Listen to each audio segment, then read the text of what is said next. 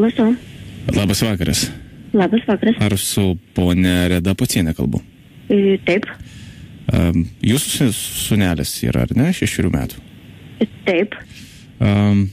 Skambina Nerijus. Aš esu tiesiog įpareigotas ir atsiprašau, kad taip vėlai dabar paskambinau. Tokiu klausimu. Ar jūs palydit savo sūnų į mokyklą visada? Taip. Visada?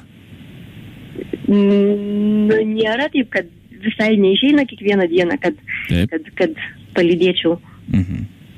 O iki mokyklos durų palydita, iki klasės ar tik tai? Iki mokyklos. Iki mokyklos.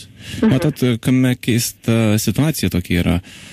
Man mokytoja tiesiog įpareigojo paskambinti ir pasakyti, kad jūsų sūnelis daug pamokų neateina. Neateina? Taip, nepasirodo.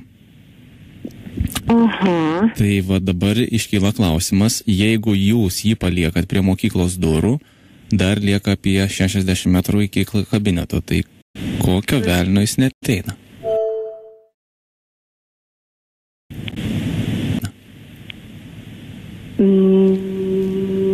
Reikės pasikalbėti tada. O jūs... Atsiprašau, sakyk to, o kas čia skambina? Nerijus Valatka.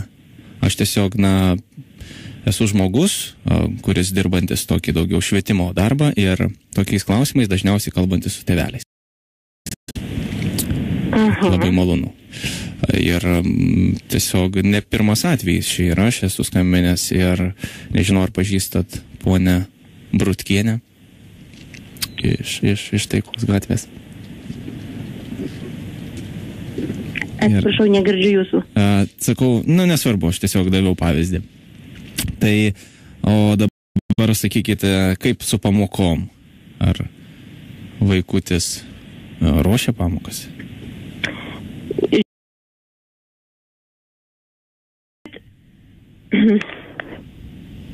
Kaip ruošia? Ruošia. Ruošia, ar ne?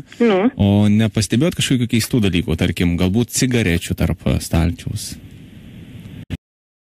Ar kažkokių gal kvaišalų? Kažkokių tokių neįprastų dalykų. Klausykit, jūs juokaujat? Taip. Kadangi jums skambina, iš tikrųjų, žinokit...